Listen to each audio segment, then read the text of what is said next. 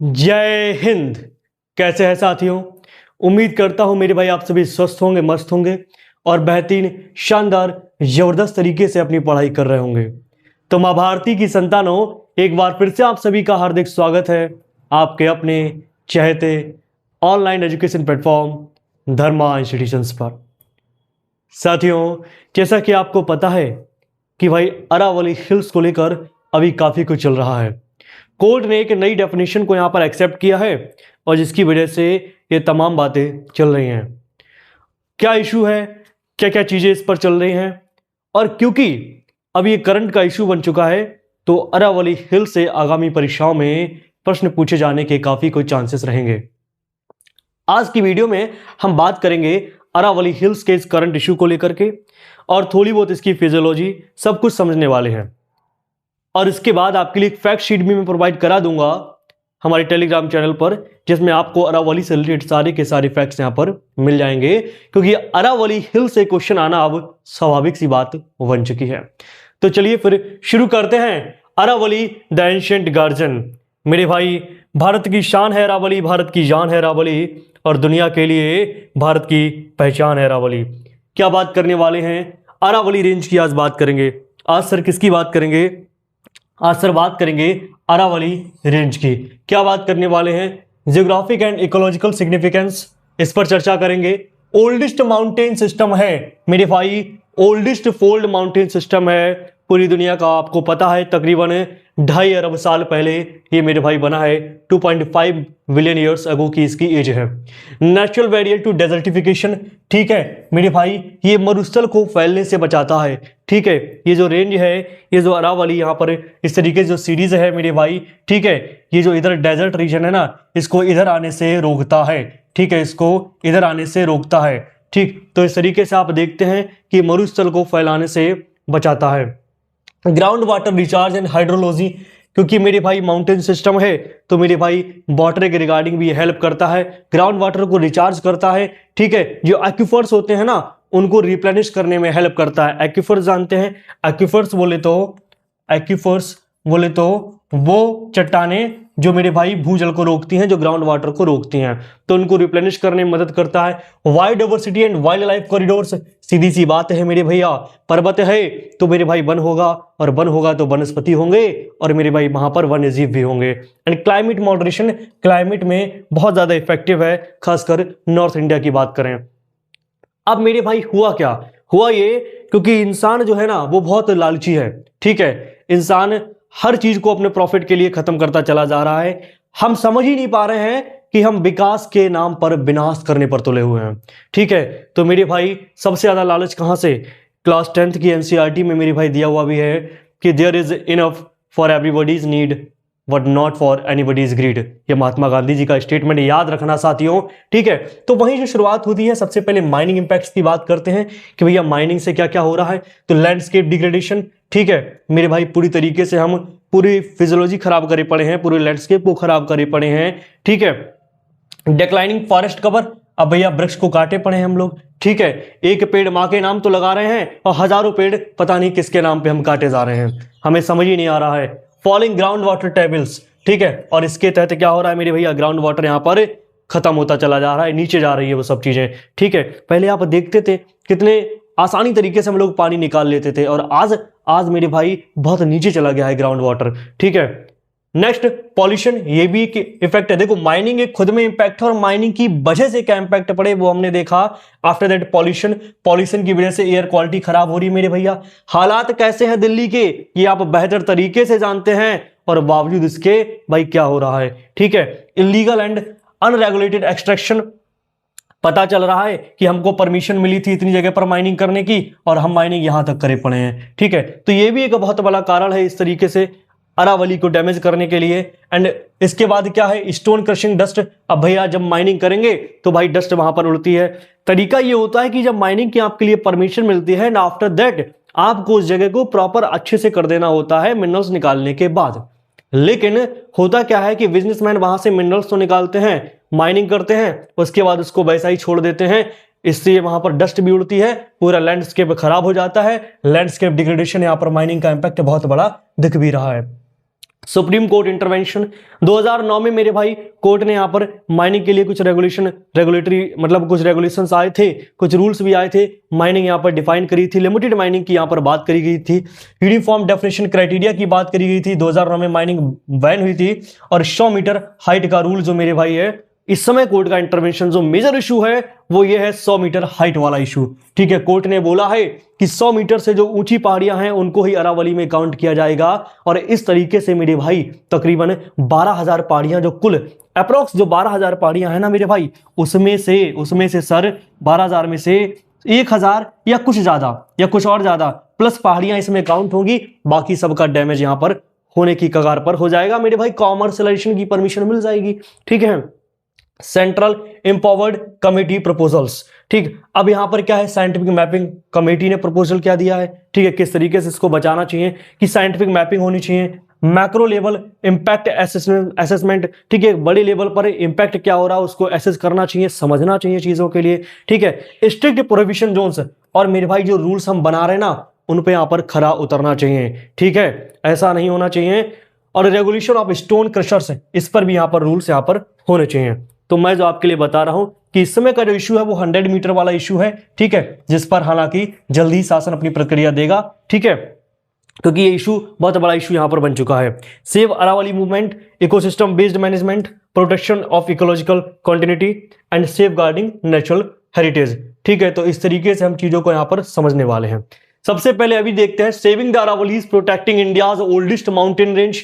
ठीक, an ecosystem under threat, खतरे में कहानी चल रही है और किस तरीके से चल रही है आप समझ पा रहे हैं। देखो ना, माइनिंग हो रही है, माइनिंग की वजह से यहां से भी ये पॉल्यूशन आ रहा है। ठीक है, ये नदियों को खराब कर रहा है। इस तरीके से यहां पर लैंड में देखो दरारें पड़ रही हैं, तो यहां पर ये लैंड डैमेज हो रहा है। ठीक है, और मरुस्थल भी बढ़ रहा है। इससे क्या हो रहा है, इससे मरुस्थल, इधर देखो हरियाली है, इधर देखो ग्रीनरी है, यहां पर रिवर भी एकदम साफ है, सब कुछ सही, लेकिन जिस तरफ माइनिंग हो रही है उस तरफ कहानी खतरे में है। और यही समझाने की यहां पर हमें कोशिश की गई है। यहां पर देखो प्रेसिपिटेशन भी हो रहा है, रेनफॉल भी हो रही है, लेकिन यहां पर हमें सिर्फ और सिर्फ धुआं दिख रहा है। ठीक, तो India's green wall and water lifeline, this ancient range act as a climate barrier and recharge crucial ground water aquifers. मैंने आपके लिए एक्विफर वर्ड समझाया था अभी।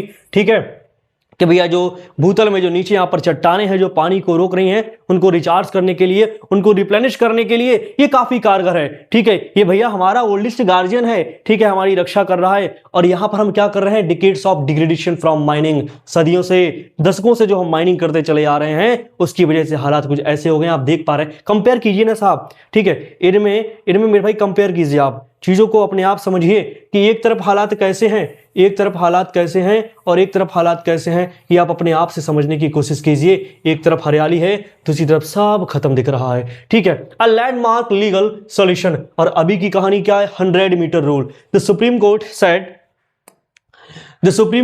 a uniform definition hills over 100 meters high are Aravali's।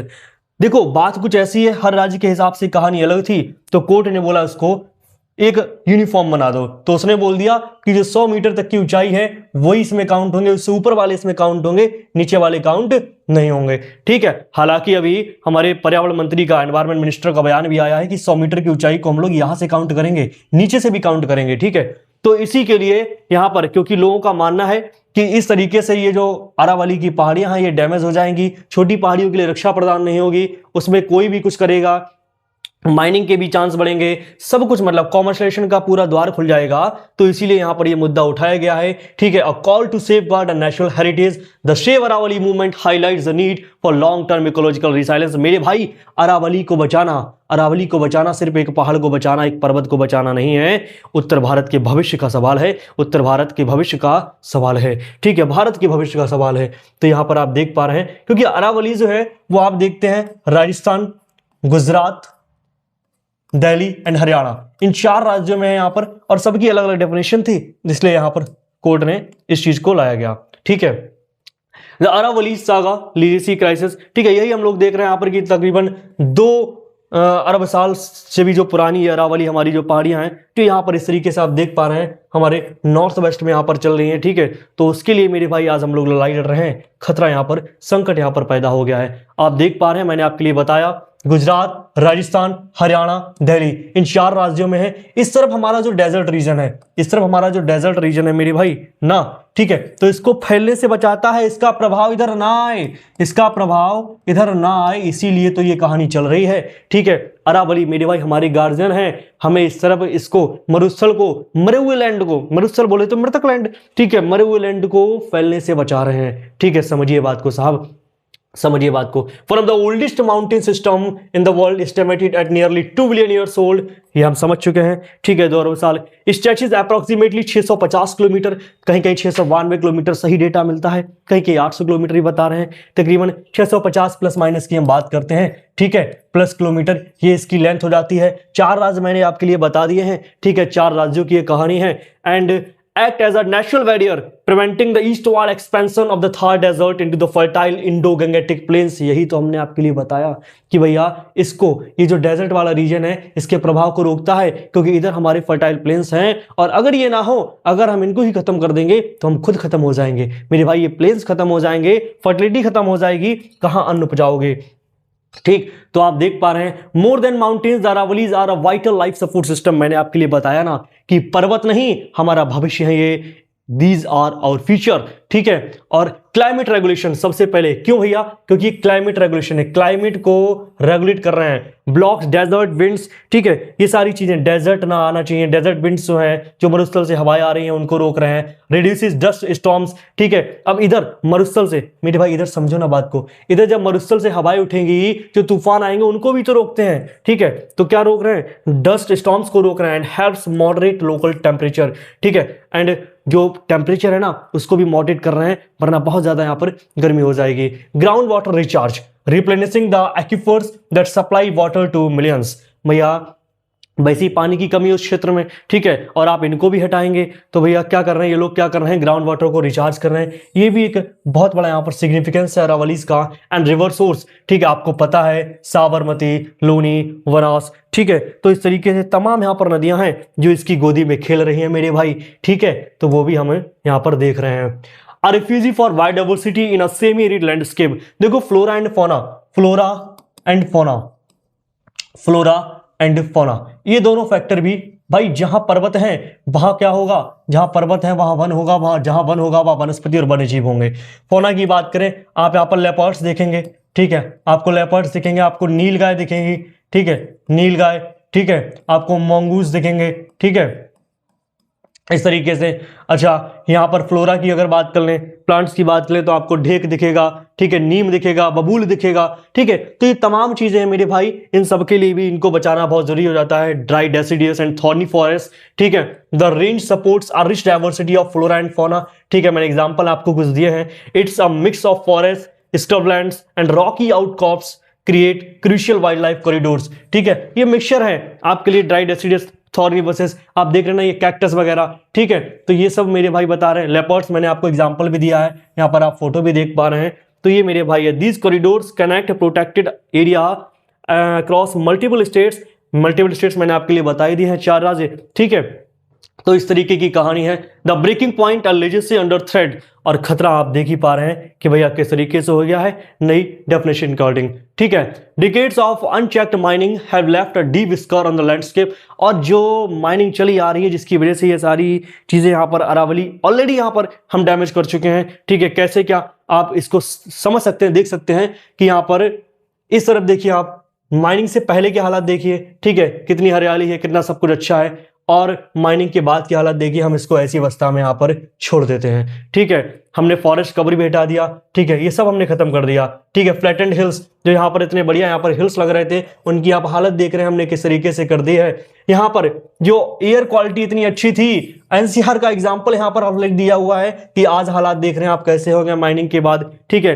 Ground water यहाँ पर सब कुछ अच्छा था, यहाँ खत्म हो चुका है, सूखा पड़ चुका है, लेकिन फिर भी मानव मान नहीं रहा है, ठीक है। तो अरावली के रिगार्डिंग मैंने आपके लिए बता दिया है, और यहां पर लिखा हुआ भी कि the Aravalli debate is not about rocks and minerals, it's about the water, climate and future. We choose for north India. Aravalli सिर्फ पहाड़ियों का सवाल नहीं है, अरावली हमारा भविष्य है। तो मेरे भाई मैं यहाँ पर आपको यही कहना चाहूँगा कि अरावली के लिए आप भी थोड़ा बहुत सपोर्ट कीजिए, क्योंकि आर्टिकल 51A भी हमें यह सिखाता है कि भैया एनवायरनमेंट की हमें रक्षा करनी चाहिए। हमारी संस्कृति भी यही बोलती है कि पर्यावरण को बचाना चाहिए। ठीक है, तो इसी उम्मीद के साथ कि आपको ये चीज़ें समझ आई होंगी। फिलहाल हमारा जो कंसेप्ट है हमने आपके लिए बताया कि हमें इसको समझना इसलिए जरूरी हो जाता है बिकॉज अरावली करंट का इशू बन चुका है। आगामी परीक्षाओं में इससे सवाल बनना अब बिल्कुल भी जायज है। ठीक है, तो सवाल बनेंगे, इसकी एक फैक्ट शीट है वो भी टेलीग्राम ग्रुप में और हमारे व्हाट्सएप ग्रुप में अपलोड कर दी जाएगी।